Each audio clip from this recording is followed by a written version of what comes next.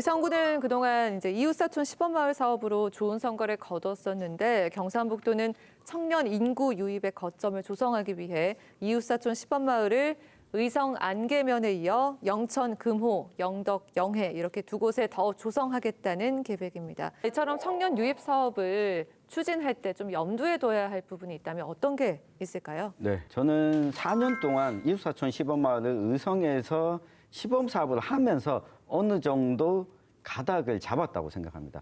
처음 시작할 때는 청년들을 대거 전입시켜서 인구 감소를 막고 인구를 증가시키겠다라고 하는 목표를 세웠는데 사업을 해보니까 청년들이 갑자기 몇천 명씩 늘어나지 않는다는 걸 알게 된 거죠.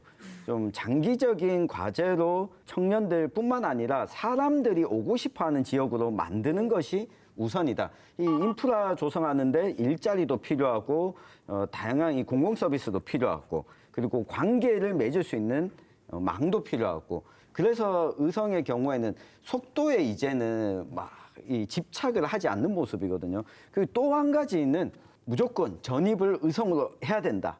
에서 좀 바뀌어서 직장은 여기에서 갔더라도 또 도시에 살고 한 3일은 또 의성에 와서 지내고 4일은 도시에서 지내고 친숙한 동네로 만들어야지 이 선택지 중에 한 곳이 될 수 있다. 이거는 뭐 1, 2년 사이에 되는 게 아니라 적어도 10년 이상 바라보고 조성을 해야 된다.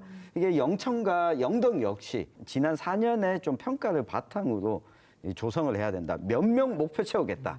이런 걸로는 사업의 성패를 저는 가릴 수 없다고 봅니다. 경상북도의 역점 사업으로 의성군과 같이 추진했는데 아마 4년 동안 직간접적으로 예산이 1,500억 전후로 투입됐단 말이에요. 예. 아마 주소를 가지고 사는 새롭게 유입된 청년층이 한 100여 명?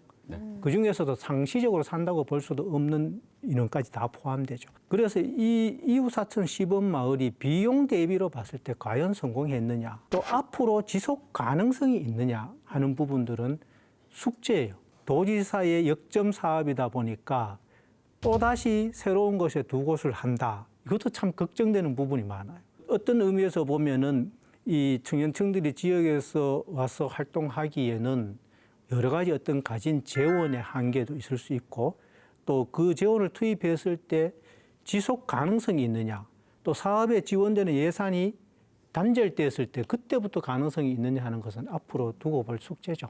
예. 저는 그래서 애초에 이런 청년 유입 사업을 계획을 할 때 사업 목표가 단기간에 이 청년이 정착을 하겠다 욕심 자체를 내려놓아야 될 것 같아요. 그러니까 속으로는 빨리 이사 오면 좋은데 겉으로는 따뜻하게 괜찮아라고 해야 되고 지금 많은 지자체들이 관계 인구를 늘리는 전략으로 바꾸고 있습니다. 그러니까 고향 문제에 발벗고 나서는 향후들이 굉장히 많잖아요.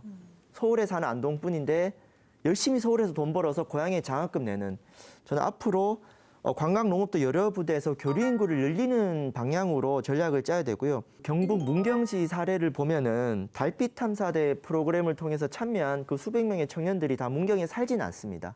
그럼에도 불구하고 관계 인구로 지속적으로 관리를 하고 있거든요.